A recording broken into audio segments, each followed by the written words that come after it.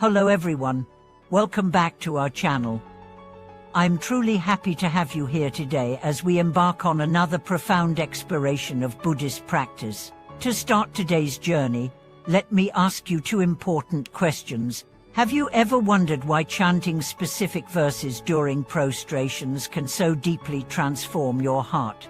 And how can such a simple act of bowing, accompanied by ancient words, open doors to inner purity and wisdom? Today, we will deeply explore the essential verses recited during bowing to the Buddha, a practice often overlooked, yet carrying immense transformative power.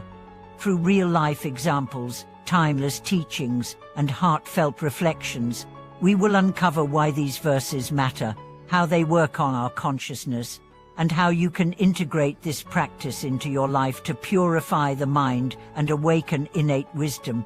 Bowing to the Buddha is not just a ritualistic formality, nor are the verses mere poetic flourishes. They are living bridges connecting our distracted, suffering minds to the radiant clarity of awakening. Each bow, each word, if approached with sincerity, becomes a profound act of surrender, devotion, and rebirth. Let us first understand the essence of bowing itself. When you bow to the Buddha, you are not worshipping an external being. You are honoring the awakened nature that exists within yourself and all beings. The Buddha statue or image serves as a mirror, reflecting your highest potential. Bowing is an act of humility that dissolves the arrogance and pride that cloud wisdom. It is a gesture of devotion that strengthens the aspiration to awaken. Without humility, wisdom cannot enter. Without devotion, discipline becomes dry and lifeless. Bowing reawakens both. And now, let us turn to the verses traditionally recited during bowing. The core verses often begin with words that means the one who bows and the one who is bowed to are both empty in nature, yet through the wondrous connection of cause and effect, they meet. This beautiful opening points directly to a fundamental truth. In ultimate reality, there is no separation between self and other, worshipper and worshipped.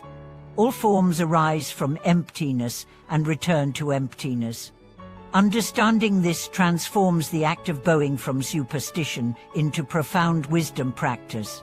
When you bow with this insight, you are not diminishing yourself but dissolving the ego, allowing your true boundless nature to shine forth.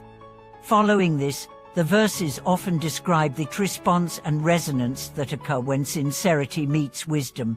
It is said that when the heart bows completely, the Buddha responds completely, not because the Buddha chooses to, but because the nature of compassion is to meet sincerity with grace, like an echo meeting a call.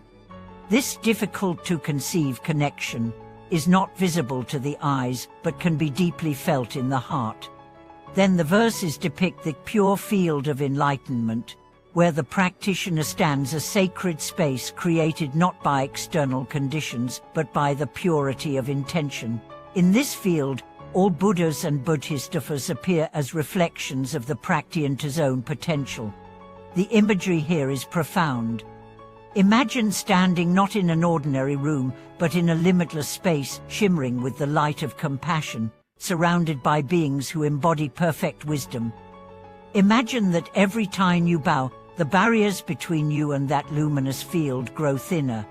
Finally, the verses often conclude with an expression of refuge touching the ground with head, hands, and heart, fully surrendering pride, ignorance, and fear, and entrusting oneself to the guidance of the awakened ones. And now, let us move from understanding to experience.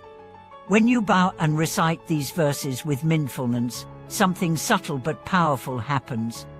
The ordinary chatter of the mind quiets, the restless ego softens, the heart opens.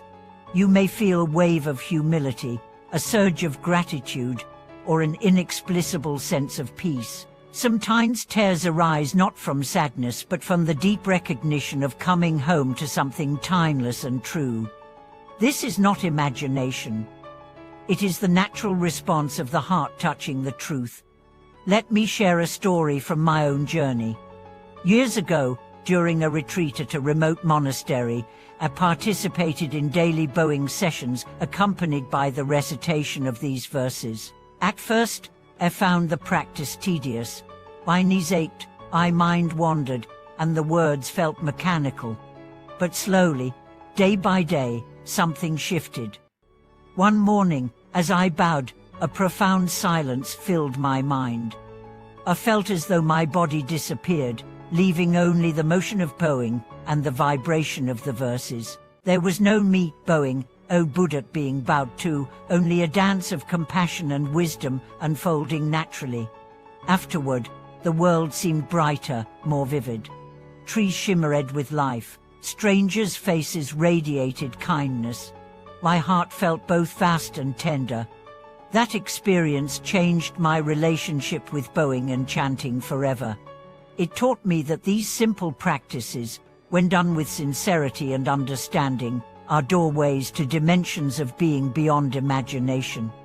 You do not need extraordinary circumstances to access this. You only need an open heart, a sincere voice, and the willingness to surrender, even if just for a few moments each day.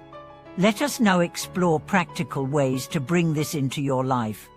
First, set aside a few minutes each day to bow and recite the verses. Even 3 bows in the morning can shift the entire tone of your day. Begin by standing quietly, bringing your awareness to the present moment.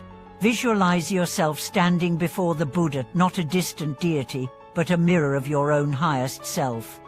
As you bow, recite the verses either aloud or silently. Feel the meaning with your heart, not just your mind.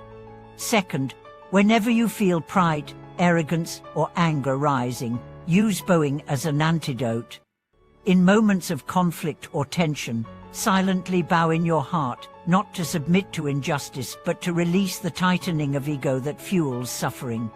Third, when faced with overwhelming challenges, bow and dedicate your efforts to the welfare of all beings. This transforms personal hardship into a sacred offering, infusing your struggle with meaning and purpose. Fourth, involve your entire being in the act. Let your body bow fully, your voice recite sincerely, and your heart surrender completely. Bring all of yourself into the practice. Over time, you will find that bowing and chanting become not obligations but blessings, sweet moments of reconnection with the source of all goodness. There is an ancient saying, bowing once removes pride for a lifetime. It might sound exaggerated, but anyone who has practiced deeply knows the truth behind it. True bowing is the dissolution of the illusion of separateness. It is the act of returning to the natural humility of being part of an interconnected, sacred universe. Now, let us reflect on the broader impact of this practice. When you purify your own mind through sincere bowing and chanting, you radiate that purity into the world. You become a presence of peace amidst turmoil, a source of light amidst darkness.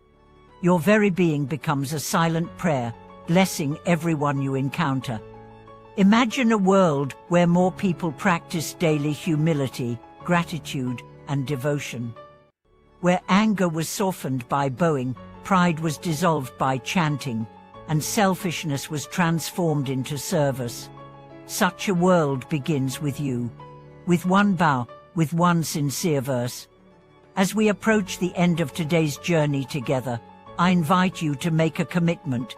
Will you take a few moments each day to bow to the awakened nature within yourself and others?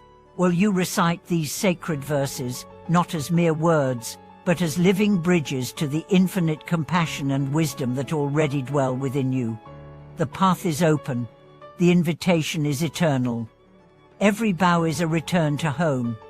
Every chant is a whisper from the soul. Every moment of sincere devotion is a step closer to awakening.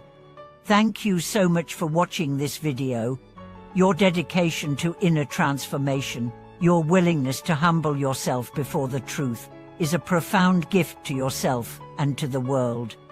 If you found today's reflections meaningful, please like this video, subscribe to the channel, and share your thoughts and experiences in the comments. Let us support each other in this beautiful practice of awakening.